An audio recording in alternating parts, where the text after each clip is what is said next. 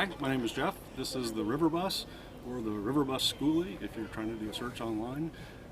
It's based out of Hunt, Texas, and a lot of the decorating materials inside came out of an old cabin that was on a lake and a river, and eventually that'll sort of be the home base for it. So we'll go from there and primarily use it for RV type trips for the time being, and then see if it's something we want to try to move in full time, maybe look for something bigger, smaller, not sure yet. So we're using this to kind of feel it out.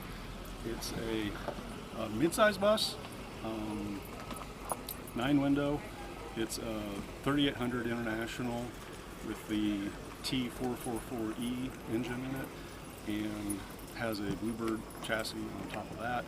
It's the handy bus is one of the brandings on it, and one of the aspects of this specific bus is the floor is completely flat, so there was no wheel wells that we had to deal with. So that raises it up a little bit. It's air brakes, air ride suspension, and the infrastructure, we bought it partially converted, had most of the infrastructure stuff in it. It has a 100-gallon freshwater tank in it, a 50-gallon gray water tank in it, 300-watt solar, somewhere around 600 amp hour of battery in it, 2 air conditionings, and is 3,000 watt inverter for that. Originally we thought it was sort of set up to be able to run the air conditioning on solar because everything was sized that way from an amperage point of view. What we found is that you could run the air conditionings overnight, but when you woke up in the morning the batteries were basically dead, and it took 300 watts of solar a long time to recharge that. So the air conditioning is pretty much just shore power type setup. But other than that, there's tons of energy in it. There's 2 propane tanks that set up for the, I don't know if it's the 40-pound or 40-gallon. It's the bigger tanks, but they're horizontal tanks, which are inherently more pricey than the vertical tanks, we found out. So lots of water, lots of propane, a little bit of solar, and a lot of battery is the basic setup of this one. Okay, go inside.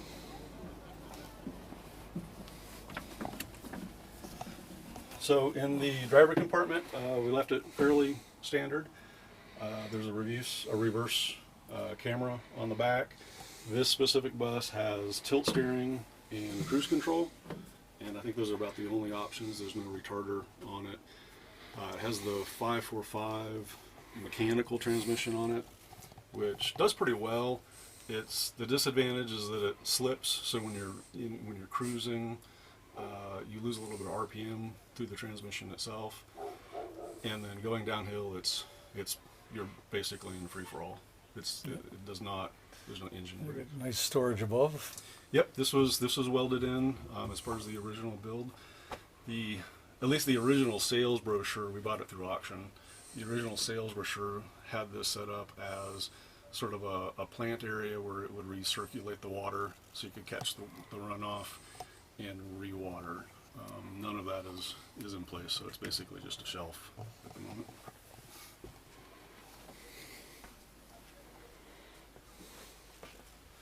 Coming inside, again, a lot of the artwork and the decoration came out of an old river cabin, so it's themed for us personally. So each little tidbit has some piece of significance to it. A lot of the paintings are actually done by my son, who's in college. We had to work around certain things that were already in place. So like all the AC sockets were already there. We didn't get to pick and choose where they went. So we're doing our best to sort of deal with the walls that were there and some of the hard spots, if you will. But the entire area up in here is sort of standard home furnishing type stuff. We can take it out and move it real easy if we want to do a little bit more sophisticated cabinet work, or depending on what happens as we feel it out. Fold down table over here, standard chair over here. The original bus had a very short countertop in it. It only came out to here, and the cooktop was right here. So there really was no prep area. So I built this. There's multiple YouTube videos on it. It's just a piece of plywood. It's doubled up on the edge. You use Bondo to create sort of the live edge effect, and then paint it with a base color, and then use the epoxy, the poured epoxies. And it has the river theme sort of baked into it. Yep. And you get one shot at pouring that, and then you're done. You don't get to fix it. So, but it turned out pretty well.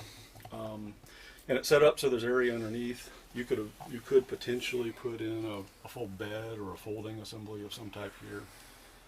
Right now we have a 10,000 BTU direct vent propane, and then a propane cooktop, obviously. There's the first air conditioning up in the front, the identical unit in the back. There's the small LG 5,000 BTU, I believe. And then moving on back, we use these baskets. We actually like these. These came from Lowe's. It's the only place we were able to find them.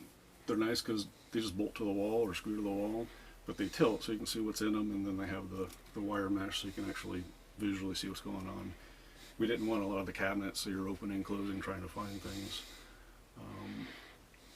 At the same time, we didn't want one big open shelf because everything will just simply shift around too much. So over here is our sort of, what do they call these? Theme walls or whatever it is. The fridge was already here. It's a three-way. It's propane, DC, and 115 volts. We pretty much run it on propane only. We don't quite have enough solar to run it on the 115 volts, given the efficiency loss through the inverter and all that. But it does fine. And up here we have a carbon monoxide detector, a propane detector, and then the controller for our inverter. So that tells us how much power we've got, and we can shut the system on and off from right here, basically in the kitchen. There's more electronics in the back, but that's the primary one for enabling and disabling things. Over on this side is just general purpose storage. Again, the same basket theme. These trays, they're actually on slide outs, so you can get to the back a little bit easier, and then they pop in place. Under here is just tool storage at the moment. We're eventually going to build cabinetry or shelves or something for primary for clothes storage is the one piece that we're missing right now. Over on this side is the bathroom. So there's I think it's a 2.5 by 2.5 foot shower all the way in the back. The shower heads up on the high corner to give you a little room. Immediately to your left is a on-demand propane heater, and the way we set it up, it actually vents into the room. But behind that painting is a standard bathroom fan, and there's vents on the side of the painting. So when you turn that on, it pulls both the propane exhaust and the moisture exhaust from the shower directly to the outside. So it just vents it all together. Nature's Head, toilet on the bottom, small sink to the right. And then immediately to the right of is the bedroom. So we kind of themed this a little bit along the lines of a sort of a gypsy wagon style. It has they call that galley rail, is the railing for the shelf. And that's Buster in the back. So it's a good spot for books. Nothing falls off of it, nothing moves. We did have to put dividers in there to keep everything from sliding too far forward. That. But so far it works really well. Well, thank you. Beautiful bus. Thank you. Well, I hope you enjoyed that video of that great Skoolie, and in the coming weeks there'll be more. So please, I will see you next Saturday for a tour of another Skoolie. Steampunk Steve saying, see you on the road.